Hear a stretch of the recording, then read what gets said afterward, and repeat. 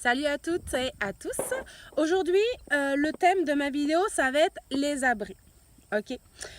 Donc en fait, vous avez en arrière de moi, tout qui est ici, tac, mon premier abri que j'ai créé pour mes chevaux. À l'époque, ils étaient 3.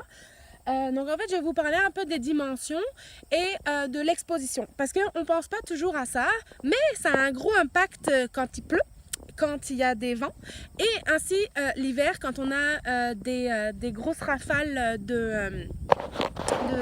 les gros vents ou alors les grosses tempêtes de neige ou aussi les grosses chaleurs. Donc moi j'habite en fait à La Corne qui se situe en Abitibi et c'est dans le nord du Québec, environ 5 à 6 heures de route de Montréal. Donc on est vraiment ce qu'on appelle dans le Grand Nord, ok? Donc l'hiver, admettons l'hiver là, c'est quand même intense. On a des grosses températures qui sont bien froides. On a des vents, des fois on a des tempêtes, etc. Mais pour moi, ce n'est pas une option de laisser les chevaux au box parce que j'ai une écurie qui est froide. Dans une autre vidéo, je vais vous parler de ce que c'est qu'une écurie froide et comment faire la gestion dans une écurie froide.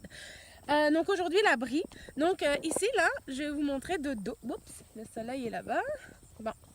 Donc ça se peut qu'on ne voie pas très bien à cause des reflets. Donc voici mon abri.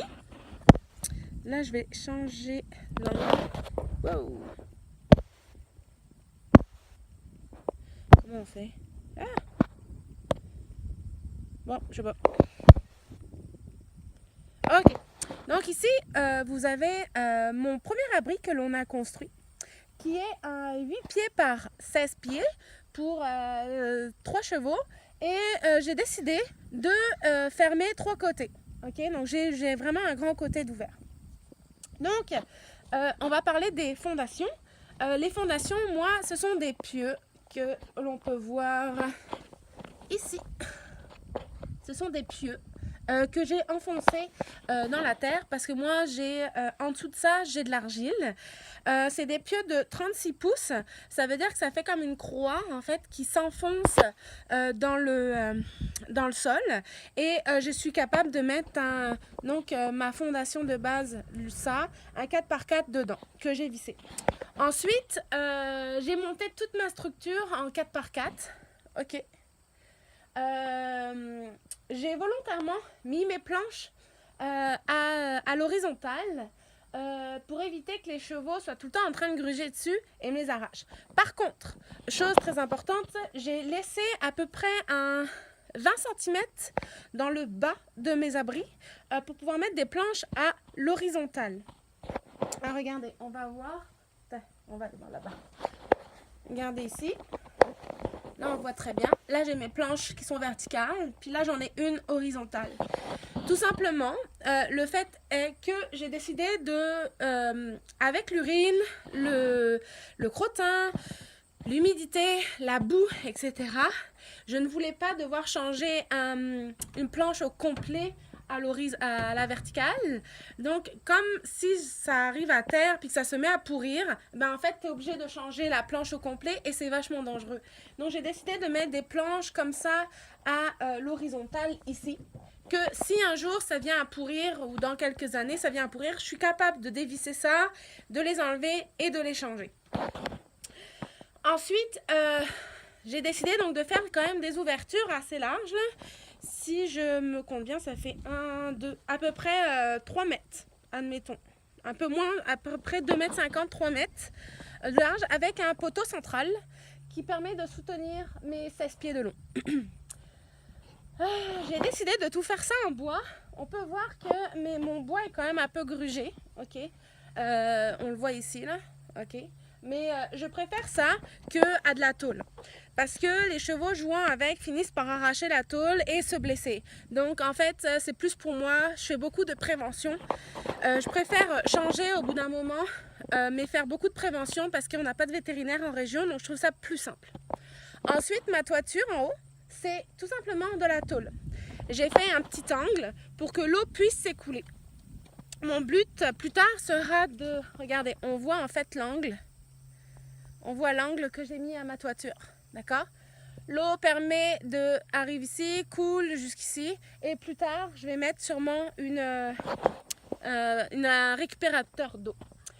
Donc voilà, ça c'est mon premier abri que j'ai créé pour mes chevaux quand je suis arrivée.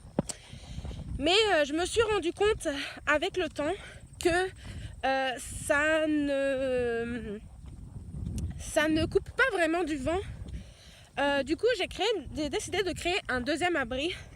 En fait, c'est plus pour l'hiver, cet abri-là. Donc, le voici. Ok. Ça, c'est un abri qui fait à peu près 30 pieds de long par 12, ok, de profond. Où, bon là, il ne faudra pas regarder, je ne l'ai pas nettoyé, mais où il va y avoir une entrée ici, j'ai une entrée ici, une entrée ici. Puis là, on peut voir que c'est quand même bien ok, je vais vous parler après les planches, ok. Donc en fait, là, on voit, j'ai comme 1, 2, en arrière de moi, 1, 2, 3.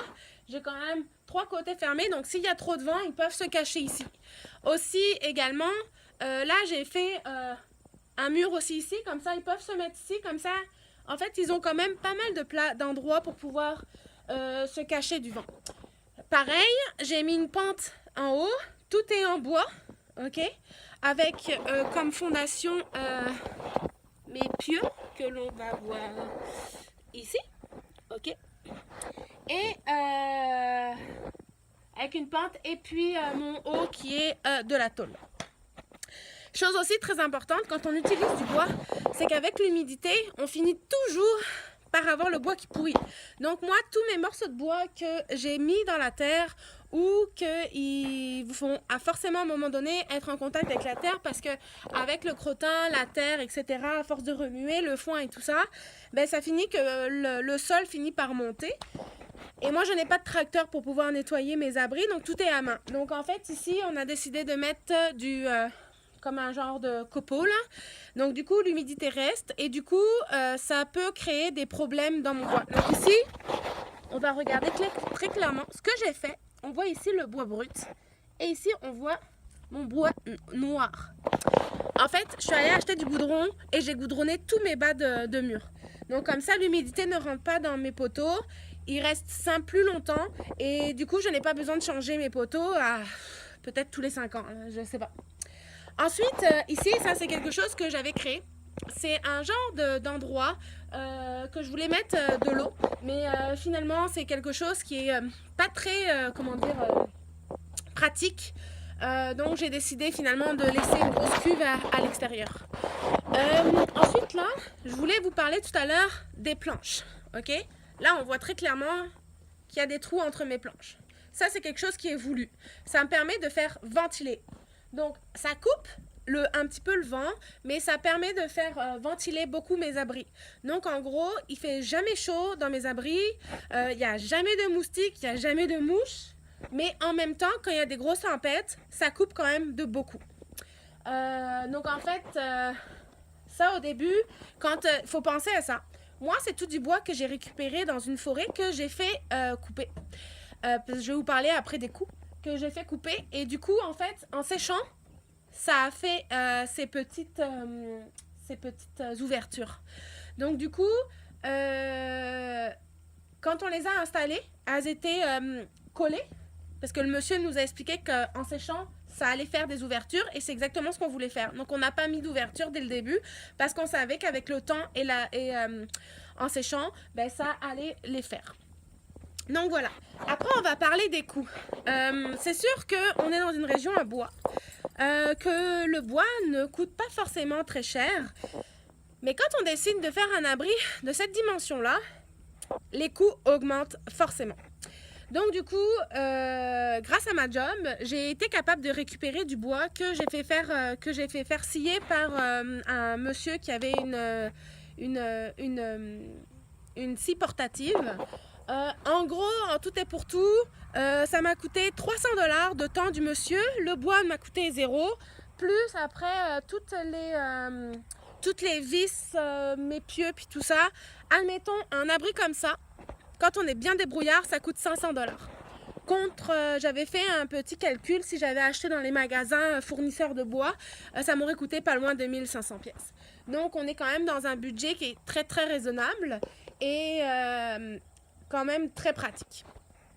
Donc voilà, on va parler, ça fait déjà 10 minutes, on va parler des expositions. Alors, mon abri qui est là-bas, ici, ok, on va prendre le nord est là-bas, le sud est là, ok, l'est, l'ouest et l'est. La première année, tous mes vents ils venaient du nord-ouest. Donc en fait, on a décidé de mettre l'abri dos au vent. Puis l'année d'après, le vent venait du nord-est. Donc en gros, mes chevaux, ils étaient obligés d'aller en arrière de mon abri pour se protéger des vents, ce qui n'était pas très efficace. Donc le point négatif que j'ai eu à dire sur cet abri-là, c'est que tout simplement, vu que j'avais que 3 côtés, ils ne pouvaient pas rentrer en dedans pour se protéger des vents qui venaient du nord-est. Donc on a décidé de faire cet abri-là avec les ouvertures plein ouest et au sud. Et là, je me rends compte que cet abri est beaucoup plus fréquenté que mon autre abri. Mon autre abri est plus fréquenté quand il pleut, parce qu'en fait, il est proche de la source d'eau que l'on voit là-bas, là, et du foin. Et du coup, bref, voilà. Bon, ben j'espère que cette vidéo aura pu vous aider. Si vous avez des questions, peu importe, des commentaires, même des améliorations que je pourrais faire dans mes abris ou sur mon terrain, ben, dites-le moi, puis ça me fera plaisir d'y répondre ou même d'essayer. Ben, merci, bonne journée, bye.